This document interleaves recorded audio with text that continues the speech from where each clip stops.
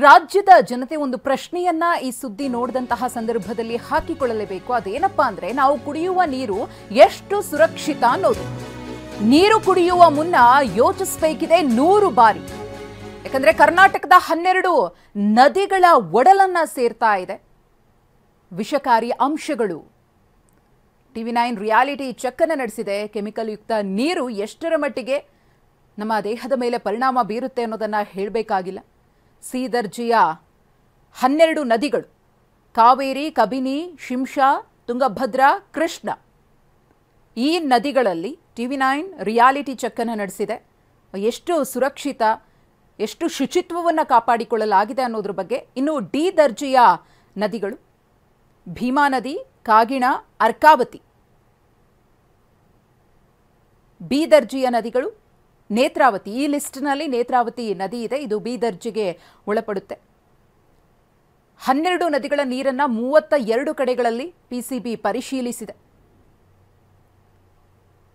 ಸೆಪ್ಟೆಂಬರ್ನಲ್ಲಿ 12 ನದಿಗಳ ನೀರಿನ ಪರೀಕ್ಷೆ ನಡೆಯುತ್ತೆ. ಅದರಲ್ಲಿ ಎಷ್ಟು ನದಿಗಳ ನೀರು ಡೇಂಜರ್, ಅಪಾಯದಲ್ಲಿವೆ ಅನ್ನೋದು ಗೊತ್ತಾಗುತ್ತೆ. ಪರೀಕ್ಷೆಗೆ ಒಳಪಟ್ಟ ಒಂದೂ ನದಿಗೂ ಕೂಡ ಎ ಗ್ರೇಡ್ ಸಿಕ್ಕಿಲ್ಲ. ಅಂದರೆ ಯಾವುದೂ ಕೂಡ ಸುರಕ್ಷಿತವಲ್ಲ. ಆಮ್ಲಜನಕದ ಕೊರತೆ ಇರೋದು 12 ನದಿಗಳ ನೀರಿನಲ್ಲಿ ಪತ್ತೆಯಾಗಿದೆ. ನಮ್ಮ ಪ್ರತಿನಿಧಿ ರಾಮ್ ಈ ಕುರಿತು ಪ್ರತ್ಯಕ್ಷ ವರದಿ ಕೊಟ್ಟಿದ್ದಾರೆ, ನೋಡೋಣ.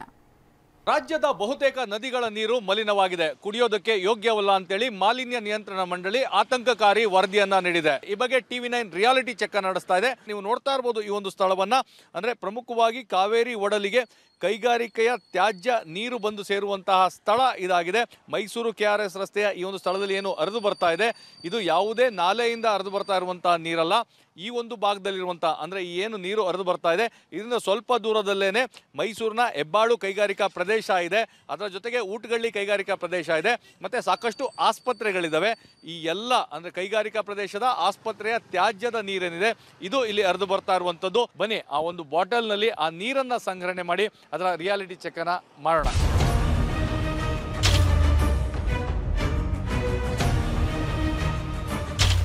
ಕೈಗಾರಿಕೆಯಿಂದ ಹರಿದು ಬರುವಂತಹ ತ್ಯಾಜ್ಯ ಎಷ್ಟರ ಮಟ್ಟಿಗೆ ಮಲಿನಗೊಂಡಿದೆ, ಇದೇ ಒಂದು ಬಾಟಲ್ ನಲ್ಲಿ ನೀರನ್ನು ಸಂಗ್ರಹಿಸಿ ಆ ರಿಯಾಲಿಟಿ ಚೆಕ್ ಅನ್ನ ನಡೆಸೋಣ.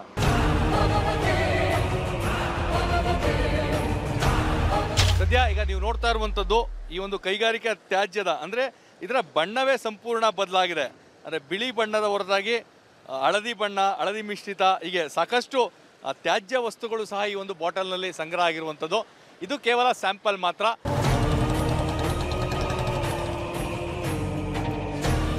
ನಾನೀಗ ಮಂಡ್ಯ ಜಿಲ್ಲೆ ಶ್ರೀರಂಗಪಟ್ಟಣ ತಾಲೂಕಿನ ಬೆಳಗೋಳ ಗ್ರಾಮದ ಬಳಿ ಇದ್ದೇನೆ. ಈ ಸ್ಥಳದಲ್ಲಿ ಏನು ನೀವು ನೋಡ್ತಾ ಇದ್ದೀರಾ, ಇಲ್ಲಿ ಹಾಲಿನ ನೊರೆಯಂತೆ ಉಕ್ಕಿ ಬರ್ತಾ ಇರುವಂಥದ್ದು ಕೈಗಾರಿಕೆಗಳಿಂದ ಬರುವಂತಹ ತ್ಯಾಜ್ಯದ ಕೆಮಿಕಲ್ ಯುಕ್ತ ನೀರು. ಈ ಒಂದು ನಾಲೆ ಏನು ಹರಿದು ಬರ್ತಾ ಇದೆ, ಸೊ ಈ ಒಂದು ಸ್ಥಳದಲ್ಲೇನೆ ಈ ಒಂದು ಕೆಮಿಕಲ್ ಯುಕ್ತ ನೀರು ಕಾವೇರಿ ನದಿಯನ್ನು ಸೇರುವಂಥ ಕೆಲಸ ಆಗ್ತಾ ಇದೆ. ನೀವು ಅದರ ಬಣ್ಣವನ್ನು ಸಹ ನೋಡ್ತಾ ಇರ್ಬೋದು, ಸಾಕಷ್ಟು ಕಡು ಕಪ್ಪು ಬಣ್ಣದಲ್ಲಿ ಮತ್ತೆ ಹಳದಿ ಬಣ್ಣದಲ್ಲಿ ಆ ನೀರು, ಆ ಕೆಮಿಕಲ್ ಯುಕ್ತ ನೀರನ್ನು ನೀವು ಹಾಗೇ ಸಹ ನೋಡ್ಬೋದು. ಇಲ್ಲಿಂದ ನೇರವಾಗಿ ಅದು ಕಾವೇರಿ ನದಿಗೆ ಹೋಗಿ ಸೇರ್ತದೆ. ಹೀಗಾಗಿಯೇ TV9 ಆ ರಿಯಾಲಿಟಿ ಚೆಕ್ ಅನ್ನ ಮಾಡಬೇಕು ಅಂತೇಳಿ 2 ಭಾಗ, ಇದೊಂದು ಅತ್ಯಂತ ಸೂಕ್ತವಾದಂತಹ ಸ್ಥಳ. ಯಾಕಂದರೆ ಇಲ್ಲಿರುವಂತಹ ನೀರು, ಎರಡೂ ನೀರು, ಒಂದು ಪ್ರಕೃತಿದತ್ತವಾಗಿ ಹರಿದು ಬರ್ತಾ ಇರುವಂತಹ ಕಾವೇರಿ ನದಿಯ ನೀರು, ಮತ್ತೊಂದು ಕಡೆ ಕೈಗಾರಿಕಾ ಪ್ರದೇಶದಿಂದ ಹರಿದು ಬರ್ತಾ ಇರುವಂತಹ ತ್ಯಾಜ್ಯಯುಕ್ತ ಕೆಮಿಕಲನ್ನು ಮಿಶ್ರಣಗೊಂಡಂತಹ ನೀರು. ಇವೆರಡೂ ಯಾವ ರೀತಿ ಇದೆ ಅಂತೇಳಿ ಒಂದು ರಿಯಾಲಿಟಿ ಚೆಕ್ ಅನ್ನ TV9 ಇಲ್ಲಿ ಮಾಡ್ತಾ ಇದೆ. ಇದಕ್ಕಾಗಿ ನಾನು 2 ಬಾಟಲ್ಗಳನ್ನ ತೆಗೆದುಕೊಳ್ತಾ ಇದ್ದೇನೆ. ಸೊ ಮೊದಲನೇದಾಗಿ 2 ಬಾಟಲ್ ನನ್ನ ಕೈಯಲ್ಲಿದೆ.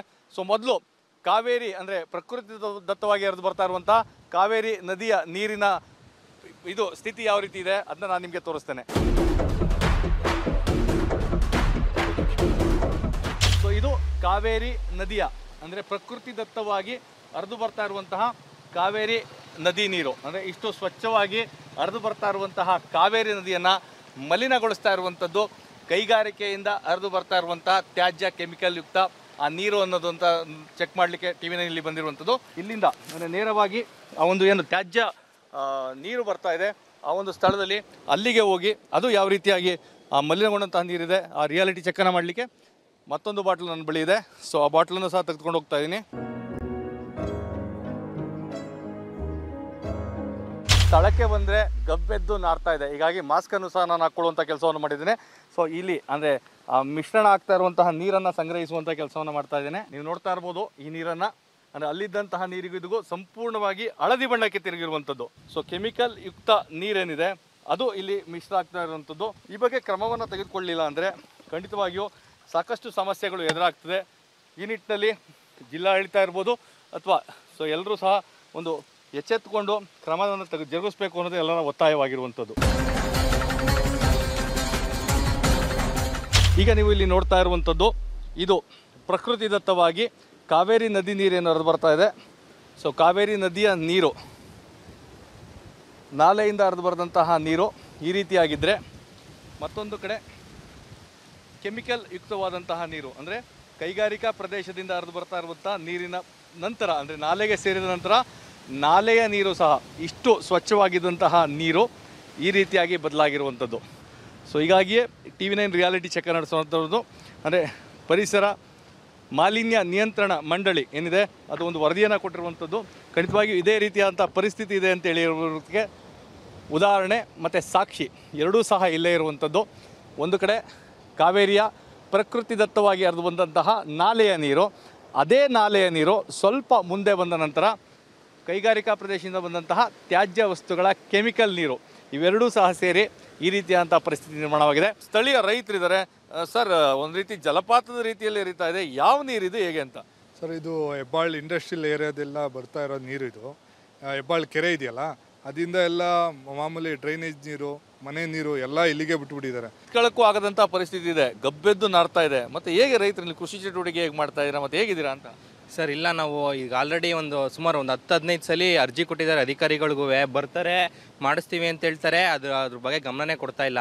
ಈವನ್ ಅಲ್ಲೂ ವಾಣಿ ವಿಲಾಸ್ ಮೈಸೂರು ನೀರು ಹೋಗುತ್ತೆ, ಅದೇ ಆ ಪಕ್ಕದಲ್ಲಿ ಏನು ಕೊಳೆ ನೀರು ಬರ್ತಾ ಇದೆ, ಮೈಸೂರು ಡ್ರೈನೇಜ್ ನೀರು ಇರ್ಬೋದು, ಇಂಡಸ್ಟ್ರಿಯಲ್ ನೀರು ಇರ್ಬೋದು, ಅದಕ್ಕೆ ಮಿಕ್ಸ್ ಆಗಿ ಡೈರೆಕ್ಟು ಮೈಸೂರಿಗೆ ಕುಡಿಯೋ ನೀರಿಗೂ ಮಿಕ್ಸ್ ಆಗ್ತಾ ಇದೆ ಸರ್. ಇದರಿಂದ ನೆಕ್ಸ್ಟು ಏನೇನು ಪ್ರಾಬ್ಲಮ್ ಬರುತ್ತೋ ಮಕ್ಳುಗಳಿಗೆ, ನೆಕ್ಸ್ಟ್ ಹುಟ್ಟೋ ಮಕ್ಳುಗಳಿರ್ಬೋದು, ತುಂಬ ಪ್ರಾಬ್ಲಮ್ ಆಗುತ್ತೆ.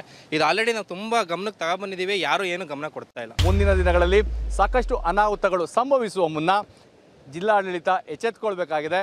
ಸಂಬಂಧಪಟ್ಟವರು ಕೈಗಾರಿಕೆಯ ತ್ಯಾಜ್ಯದ ನೀರು ಏನು ಕಾವೇರಿ ಒಡಲನ್ನು ಸೇರ್ತಾ ಇದೆ ಅದನ್ನು ಬಂದ್ ಮಾಡಿಸುವಂಥ ಕೆಲಸವನ್ನು ಮಾಡಬೇಕು. ಇಲ್ಲವಾದರೆ ಮುಂದಿನ ದಿನಗಳಲ್ಲಿ ಅಪಾಯ ಕಟ್ಟಿಟ್ಟ ಬುತ್ತಿ. ಕ್ಯಾಮ್ರಾ ಪರ್ಸನ್ ಪ್ರಮೋದ್ ಜೊತೆ ರಾಮ್, TV9 ಮಂಡ್ಯ.